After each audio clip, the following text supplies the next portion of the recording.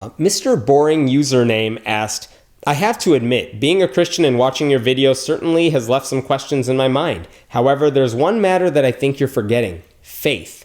Even after watching all these videos that have excellent points that I can't counter, my faith remains. That's a fair point, Mr. Boring Username. It totally makes sense that you're not going to totally lose your faith in God just because you watch these videos or any other videos. But here's what I'm hoping for. Here's like my wonderful hope for what these videos might be able to offer anyone.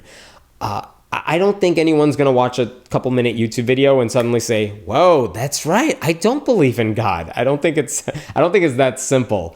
I know it was fast for me, and even then it took like a matter of months for me to go from being religious to being kind of religious to just losing my faith altogether. But it takes some time, and sometimes you just need that little crack in the ceiling, just that little crack in your thinking to make you think, oh, maybe my faith isn't as solid as I thought it was. And maybe by watching one of these videos, maybe by watching other atheists on YouTube talk about whatever it is they all talk about, maybe it puts a little dent in that faith. Maybe it makes you think, okay, maybe everything my pastor says isn't true.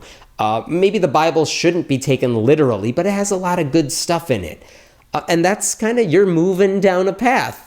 And the more you start listening and the more you start thinking and reading and questioning, I'm secretly hoping you move along. Okay, I'm not secretly hoping. I totally wish you move along that path to atheism because I think that's where the truth is. But I don't really mind if you still are religious.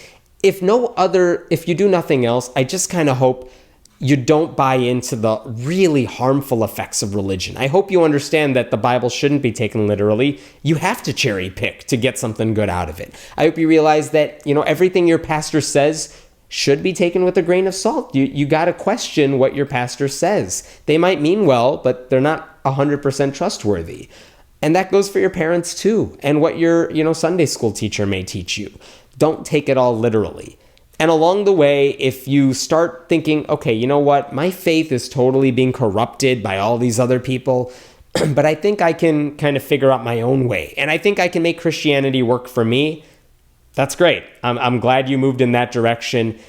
And you know what, if you keep doing that, I really do think a lot of people will eventually drop their faith altogether. But if at the end of the day you say to me, you know what, I watched a lot of these videos, I don't think everything, I learned in church is totally true, but I think I still kind of believe in God. Honestly, I won't care. That's great. I hope you can do good in this world despite your faith or despite the worst elements of your faith. And I think that's the most anyone, whether we're bloggers or people on YouTube or just atheists who live next door to you. I think that's really all we can really hope for, just to kind of nudge you along a different path, make you think about something you haven't thought of before. And hey, if you lose your faith along the way, that's just an added bonus for us.